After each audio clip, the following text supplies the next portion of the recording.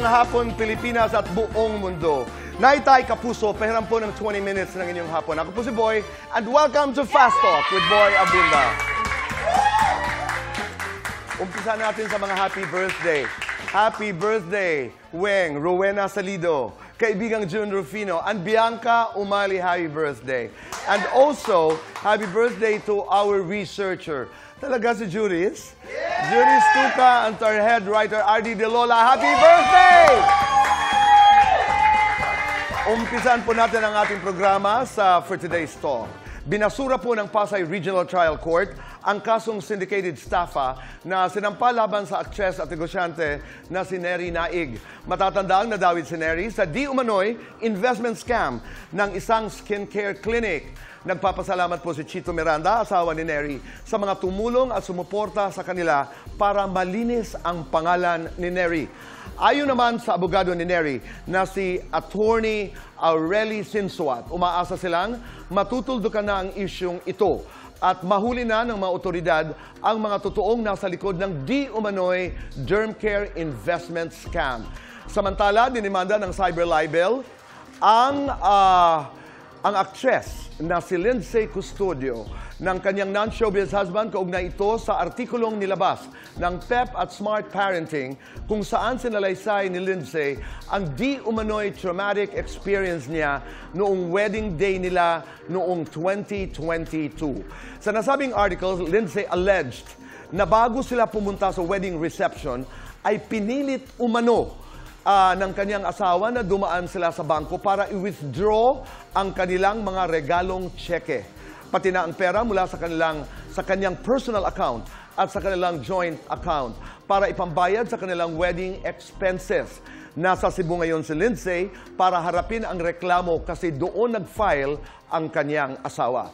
Nakausap namin si Lindsay kanina at sabi niya she was shocked at disappointed.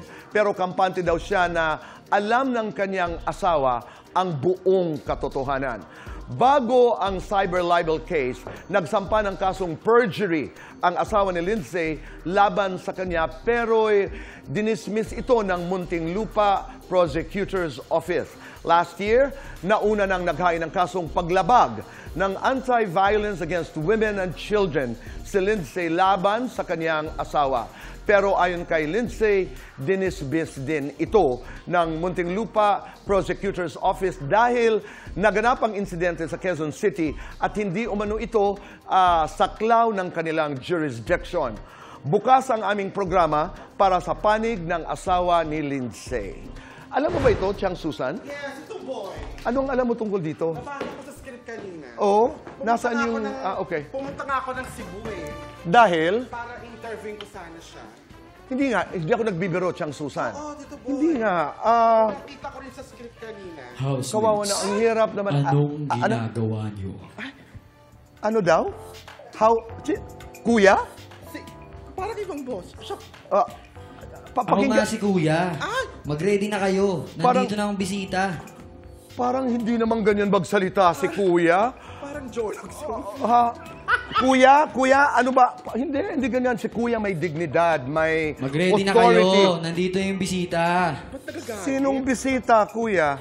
Ikaw yung host, di ba? Ewan ko sa'yo. Dapat alam mo yun. Okay, si Kuya. Suplado si Kuya. Dapat nakikiusap po kami sa Pinoy Big Brother House. Kung yan si Kuya, tanggalin yan. Di ba? Sige, Chang Susan. Naitay Kapuso, please welcome Bianca Gonzalez.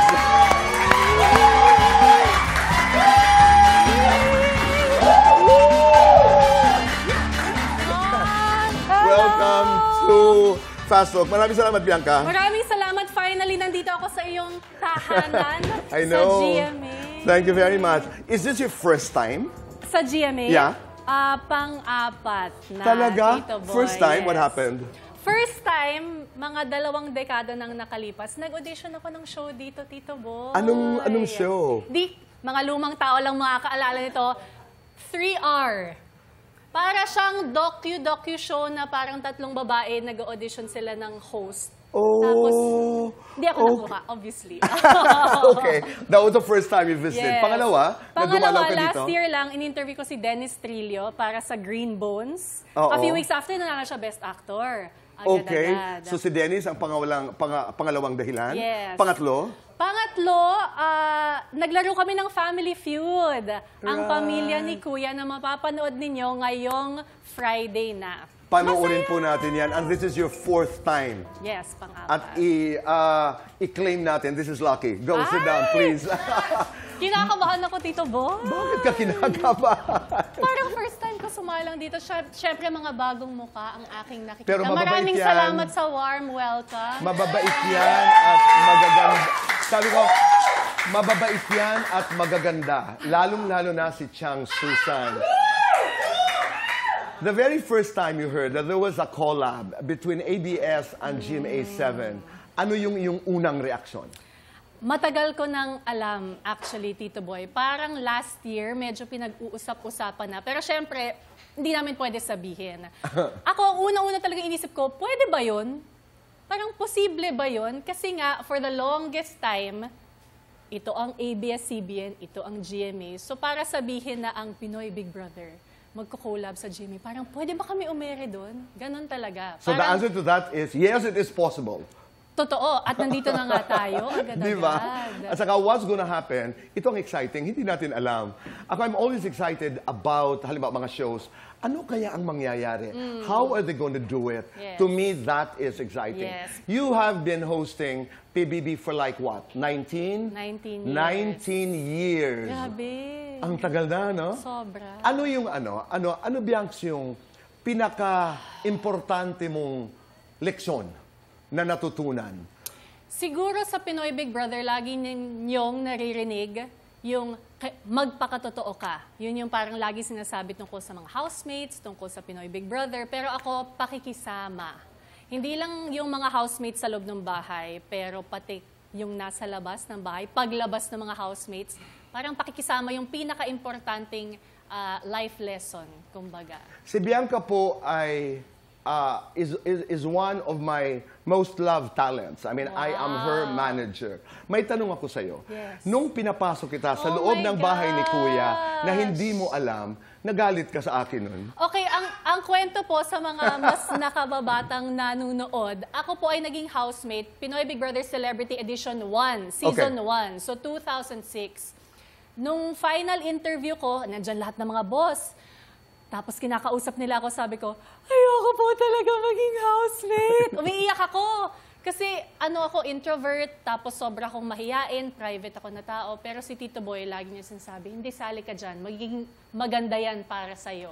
And ayoko talaga at first. Meron akong mga pagdududa, Tito Boy, sa iyong advice sa akin. Pero sa aking paglabas, andun ka din gumagabay sa akin. And totoo nga, it changed my life, both professionally and personally, for the better. Kaya salamat Tito And Boy. that makes a lot of sense when you say na ang pinakamahalagang leksyon na natutunan mo sa loob, not just as a host, but as an insider, ay ang kahalagahan ho ng pakikisama.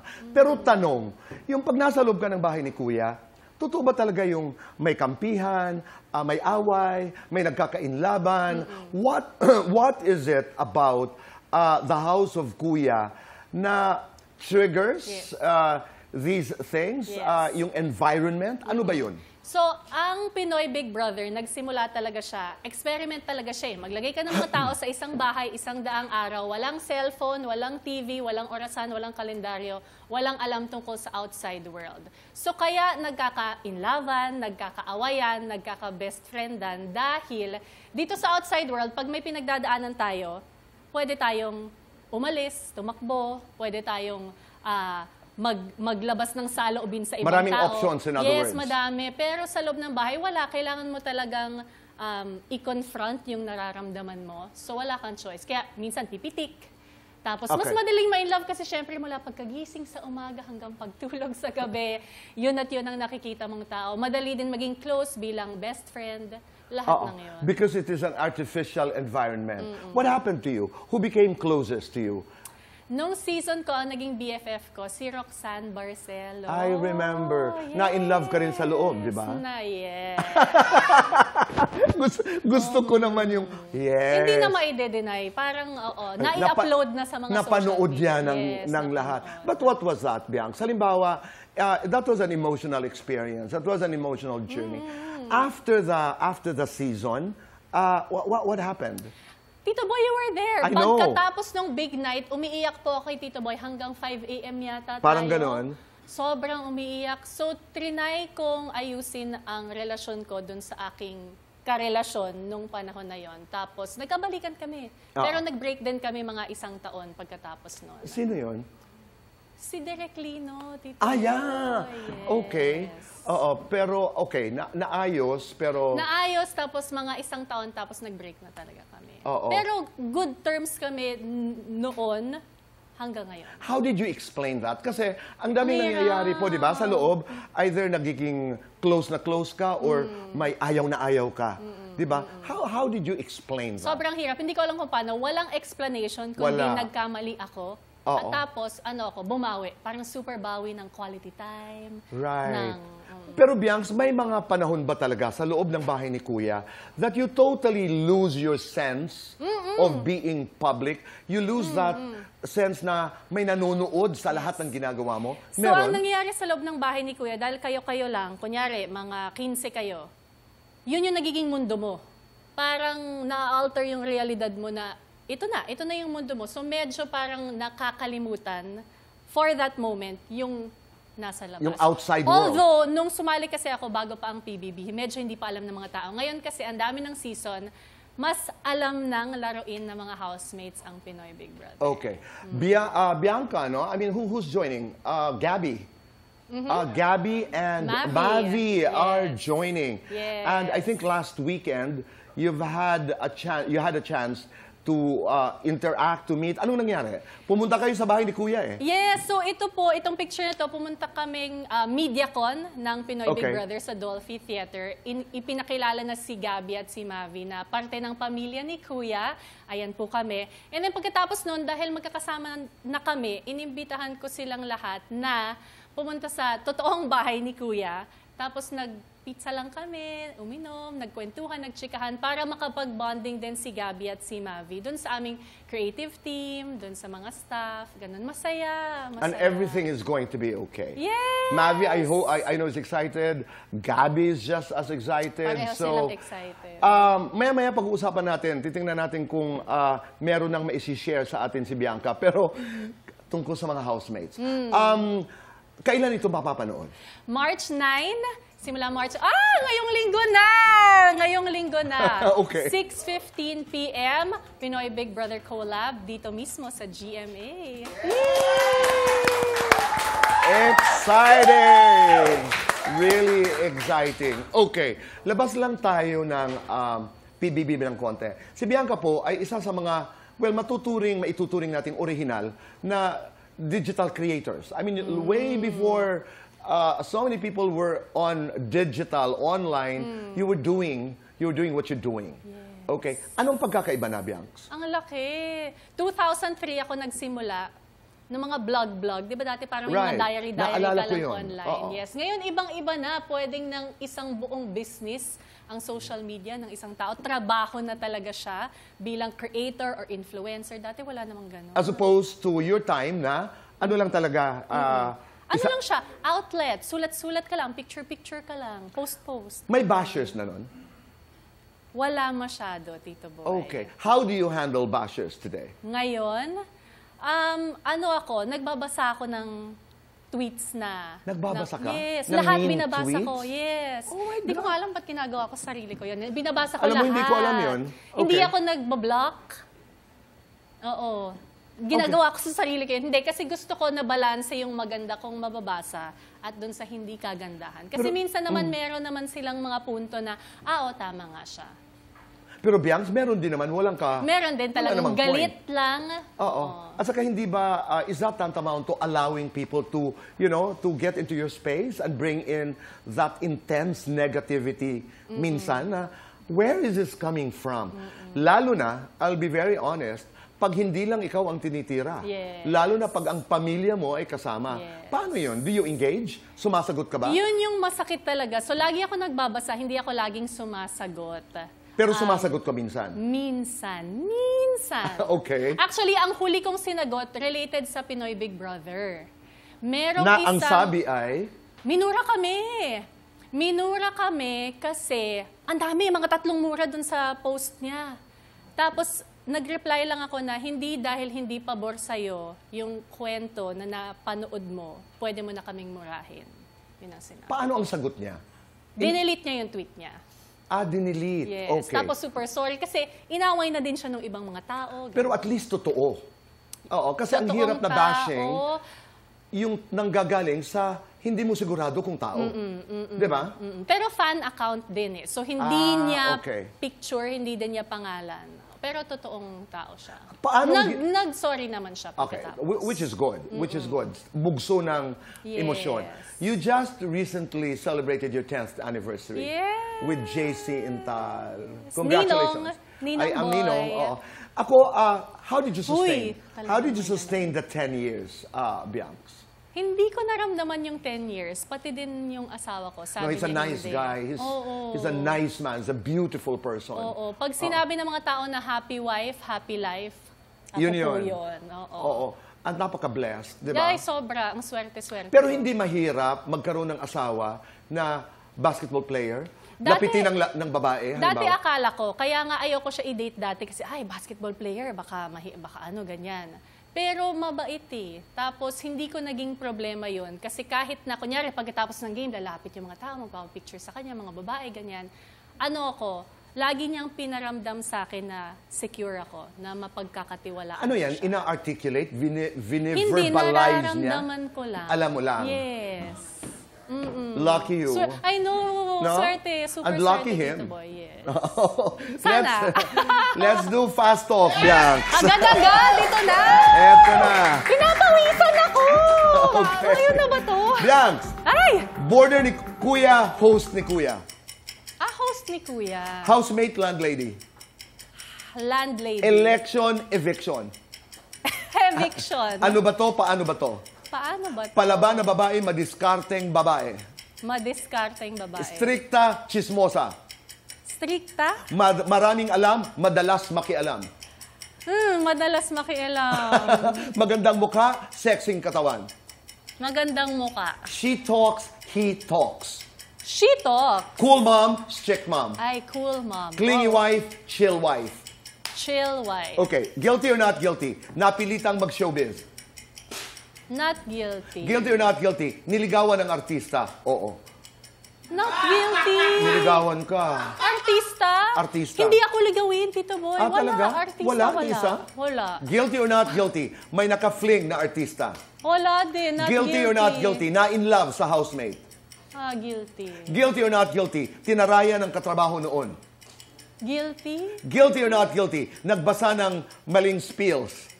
Not guilty. Guilty or not guilty? Muntik mag-quit sa trabaho. Not guilty. JC as a daddy or JC as a hubby? Pareho. JC sa umaga, JC sa gabi. JC buong araw. Wow. Sex is part of JC Intal's body. Ay, mata. Sa inyo ni JC, sino ang madalas magtampo? Ako. Sino ang unang nangangalabit? Siya. Sino ang unang Oh, napapagod? ganda. Ako? Lights on or lights off? Off. Happiness or chocolates? Both? Best time for both. Gabi. Ay, may Complete choice. this. Pangako mo. Sa mga kapuso, Oh my gosh! now that you're doing PBB, ano ito? Pangako ko sa mga kapuso, bilang isang kapamilya, ibibigay ko po ang aking buong puso kasama ng buong Pinoy Big Brother team para mabigyan kayo ng magandang programa na ma-enjoy ninyo. Ang teleserye ng totoong buhay! Bianx, pwede mo ba kami mabigyan ng patikim? Sino ba talaga ang mga housemates? Sino po ang mga kapuso? Sino ang mga kapamilya na magiging housemates ni Kuya itong Oh darating my. na edisyon ng Pinoy Big Brother? Ang kasagutan po sa pagbabalik ng Fast Talk with Boy Abunda.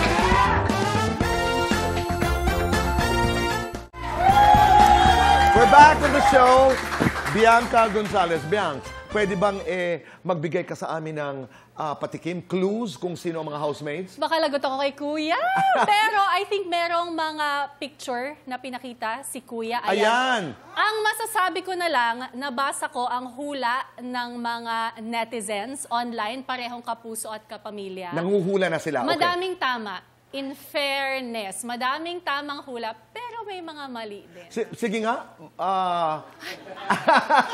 Baka wala na akong trabaho, Tito Boy, kung mag-stroke Pero ako ng mga ayan, pangalan. tingnan natin, tingnan Oo. mo. Kunyari yung mga tao, yung mga mata na, Ayan. yan, yung mga lips, yan. Siyang Susan, wala ka bang hula dito?